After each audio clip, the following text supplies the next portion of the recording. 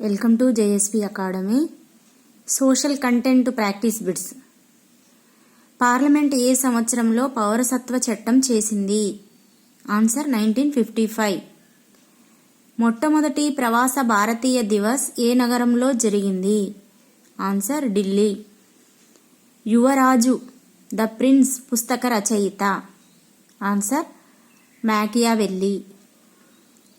Next one, Indian penal కోడ్ను ఏ సంవత్సరంలో ఆమోదించారు?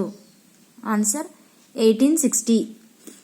నెక్స్ట్ క్వశ్చన్, రాజ్యాంగ సవరణ చేసే విధానాన్ని ఈ కింది దేశం నుంచి స్వీకరించారు? ఆన్సర్ దక్షిణాఫ్రికా. నెక్స్ట్ క్వశ్చన్, ప్రవేశికను రాజ్యాంగానికి తాళపు చెవి లాంటిది అని వ్యాఖ్యానించిన వారు? Ernest Barker. నెక్స్ట్ క్వశ్చన్, ఆస్తి హక్కు ప్రాథమిక హక్కుల జాబితా నుంచి ఏ ప్రధాని కాలంలో తొలగించబడింది? ఆన్సర్ మొరార్జీ దేశాయ్. గణతంత్ర వ్యవస్థను ఏ దేశం నుంచి స్వీకరించారు? Answer France.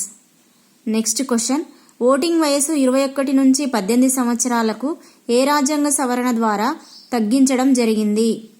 ఆన్సర్ 61వ రాజ్యాంగ సవరణ ద్వారా. నెక్స్ట్ క్వశ్చన్, 1985 సంవత్సరంలో మొట్టమొదటి సార్క్ శిఖరాగ్ర సమావేశం జరిగిన సంవత్సరం? Answer Dhaka. Next question, Soviet రాజ్యాల సమాఖ్య విచ్ఛిన్నమైన సంవత్సరం? ఆన్సర్ 1991. నెక్స్ట్ క్వశ్చన్, దీర్ఘకాలంలో అత్యధిక లాభాలు ఆర్జించే మార్కెట్? ఆన్సర్ ఏకస్వామ్యము. నెక్స్ట్ క్వశ్చన్, విచక్షణాత్మక ఏకస్వామ్యం అనగా? ఆన్సర్ ఒకే వస్తువును వివిధ ధరలకు అమ్మడము. నెక్స్ట్ క్వశ్చన్, సన్నిహిత ప్రత్యామ్నాయాలు లేని వ్యవస్థ? ఆన్సర్ ఏకస్వామ్యం. నెక్స్ట్ క్వశ్చన్, అందరికీ విద్య ఈ సంవత్సరం నుండి అమలు? 1990. నెక్స్ట్ క్వశ్చన్,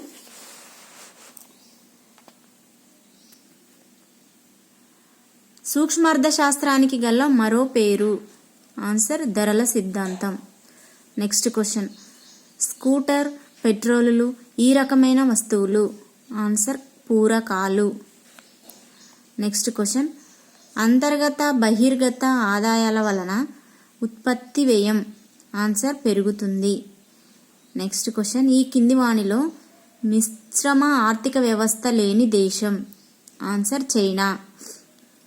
నెక్స్ట్ క్వశ్చన్, పరిశ్రమ పెరుగుదల వలన సంస్థ పొందే ప్రయోజనాలను ఏ ఆదాయాలు అంటారు? ఆన్సర్ బహిర్గత ఆదాయాలు అంటారు.